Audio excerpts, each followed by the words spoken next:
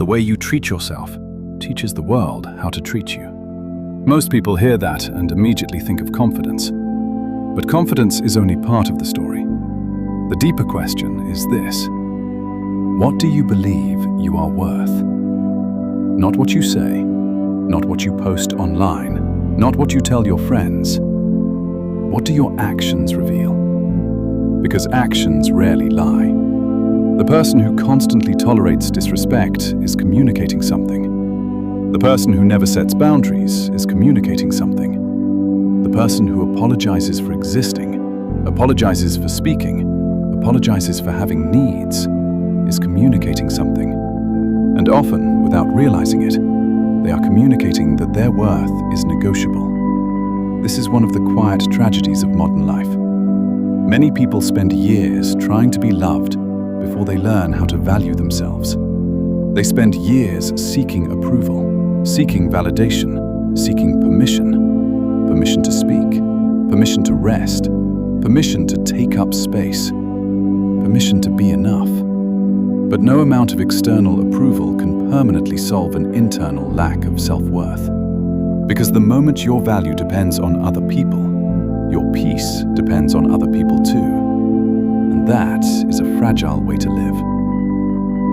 Aristotle believed that self-knowledge is the foundation of wisdom. And perhaps self-worth begins there. Because you cannot value something you do not understand. Yet many people spend more time learning about strangers than learning about themselves. They know what everyone expects of them, but they do not know what they expect of themselves. They know how to please others, but they do not know what brings them peace.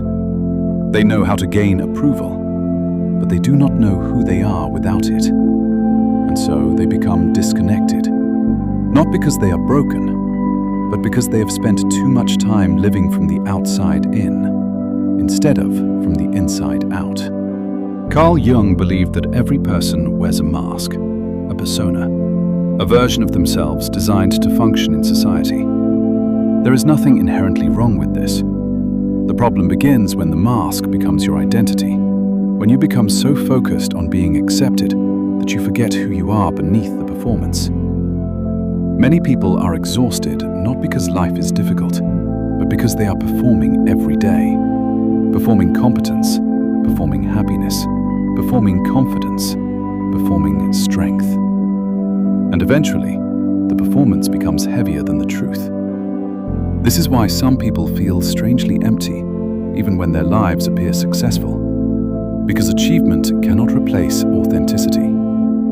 You can accomplish everything the world told you to accomplish and still feel disconnected from yourself. You can be admired and still feel unseen. You can be surrounded by people and still feel alone. Because what the soul wants is not applause. It wants alignment. Alignment between who you are and how you live. This is where self-worth becomes important. Because self-worth is not arrogance. It is not believing you are better than other people. It is believing that your needs matter too, that your time matters, that your energy matters, that your peace matters. And for many people, that realization feels almost revolutionary, especially if they were taught that love must be earned. Many people grow up believing they must perform for affection, be helpful enough, successful enough, attractive enough, useful enough. And because they learned that love is conditional, they carry that belief into adulthood. They become chronic people pleasers. They overgive, overextend, overexplain. Not because they are weak, but because they are afraid. Afraid that if they stop performing, they will stop being loved. This fear quietly shapes entire lives. It shapes friendships, relationships, careers, dreams. And it often goes unnoticed for years. The Stoic philosopher, Epictetus, taught that freedom begins when you stop attaching your worth to things outside your control. Think about how much suffering comes from trying to control what cannot be controlled. Trying to control people's opinions. Trying to control whether someone chooses you. Trying to control how others perceive you. trying to control whether everyone approves of your decisions. It is exhausting because it is impossible. And yet countless people build their entire identity around that pursuit. They become prisoners of approval. Their mood rises and falls with compliments. Their confidence rises and falls with validation. Their sense of self rises and falls with acceptance. But there is another way to live, a quieter way, a stronger way. Marcus Aurelius wrote that a person's worth is measured by the worth of the things they give their attention to. That idea feels especially relevant today, because attention has become one of the most valuable resources in the world, and many people spend theirs carelessly. They give attention to criticism, to comparison, to insecurity, to people who do not value them, to situations they cannot control, and then wonder why they feel depleted. Self-worth begins to grow the moment you become more selective about where your attention goes, because attention is energy, and energy is life. Every time you say yes to something that violates your values, you pay for it with energy. Every time you remain in environments that constantly diminish you, you pay for it with energy. Every time you betray yourself to gain approval, you pay for it with energy. Eventually, the bill becomes too expensive, and that is often when people begin their journey back to themselves. Not because they suddenly discover wisdom, but because they become tired.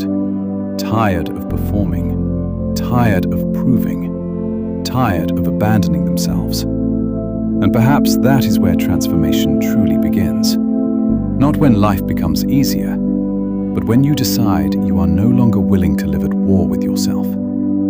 Because the truth is this: the life you want is not built by convincing everyone else of your value.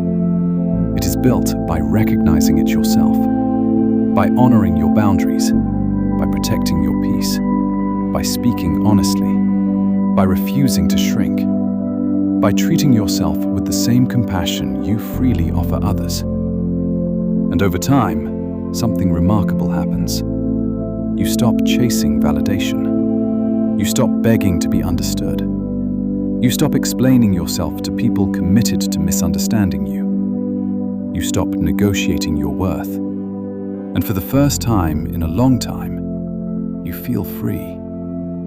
Not because the world changed, but because you did.